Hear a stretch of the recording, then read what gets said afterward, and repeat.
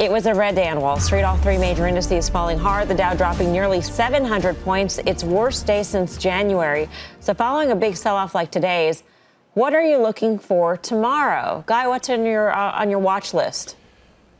Obviously, the resource trade, Steve talks about it all the time. When the market goes down like this, 75% of the stocks go with it. Well, today, the resource trade gave it up. Big morning to the upside, gave it all back in the afternoon. I'm watching names like U.S. Steel, CLF, Freeport-McMoran, see if they get off the mat tomorrow and continue their moves higher. Was this a buying opportunity, Tim?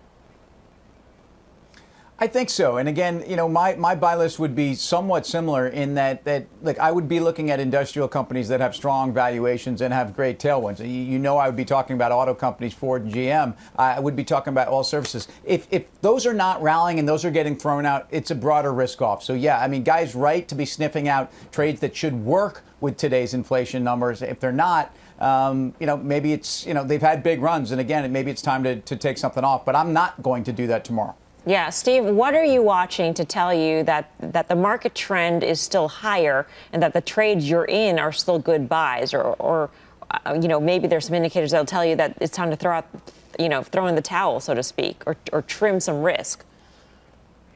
The S&P cash, I'm looking at that level, the 50-day moving average, a 40.50 in the S&P cash. We tested it today at 354 to be exact in the afternoon, 6 minutes before the bell.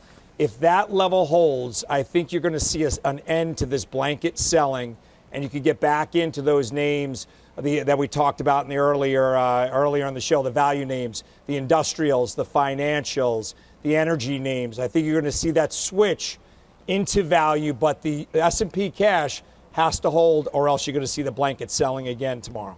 Karen, what are you watching? So a couple of things. The VIX, and if we have a big whoosh down tomorrow, I would be a seller of S&P puts, which is painful and hard to do, but north of 30, I would be a seller. I was a buyer on the close today of Facebook and Google. When you ask today, is this a buying opportunity? I think it is. It could be a much better buying opportunity tomorrow. That certainly could happen. It happens to me all the time. I'm too early. But I'd actually rather have that because that would allow me to buy things that down the road I would be happy owning. If we have up big tomorrow, make some money, but I won't be able to add things that I'll make money on down the road. So, yeah. Facebook, Alphabet. Guy, Steve's chart before was a 10-year yield. So in terms of levels for tomorrow, I mean, we're really close to 174, which was that level in March that caused a lot of problems for the markets. Does that have more significance this time around, breaking that level or going to that level? Yeah, I think it does. I think Steve's right to point it out. 133 TLT if you're playing the home game, if you're using that as the metric.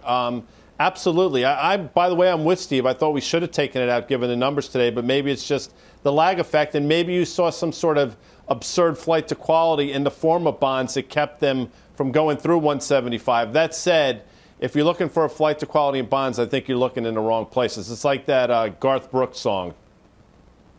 I was just thinking that. No, I wasn't. I know you were.